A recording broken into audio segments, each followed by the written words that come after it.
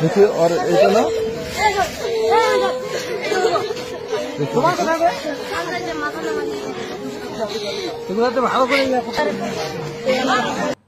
কি দেখলেন ভাই? এই ঘটনাটা ঘটছে চুয়াডাঙ্গা জেলায়। মাদ্রাসার ছাত্ররা ফজরের সাহারির টাইমে ডাক দেওয়ার সময় মাদ্রাসার ছাত্রদেরকে এসে জখমভাবে আহত করে এবং মাদ্রাসার সকল কিছু ভেঙে চুরে তছনছ করে ফেলে।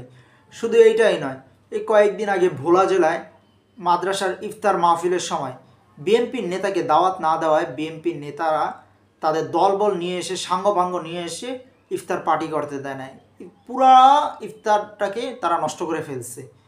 আমি বাংলাদেশের মানুষকে একটা কথা বলতে চাই, আপনারা কোন বিবেকে বিএনপিকে সাপোর্ট করেন? কোন যেই বিএনপি দেশটাকে লুটপাট করে খাচ্ছে, যেই বিএনপি দেশে চাঁদাবাজি করে খাচ্ছে, ধর্ষণ করতেছে, নানান জায়গায় নানান লুটপাট করতেছে, এই বিএনপিকে আপনারা কিভাবে সাপোর্ট করেন?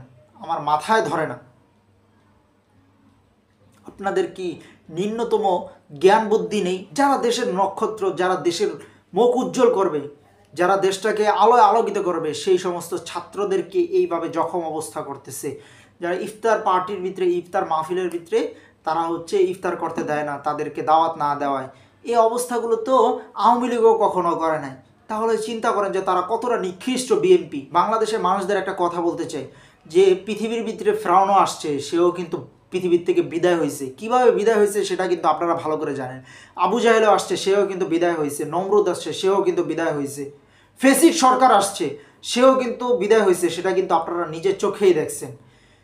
কিন্তু ফেসিড সরকার এতটা খারাপ অবস্থায় যায় না যে ইফতার পার্টির ভিতরে যায় খুব জখমভাবে আহত করবে, মানুষদেরকে খুব মারধর করবে, মাদ্রাসার ছাত্রদেরকে এইভাবে ওপেনে যে মাদ্রাসার ছাত্রদেরকে মেরে আসবে।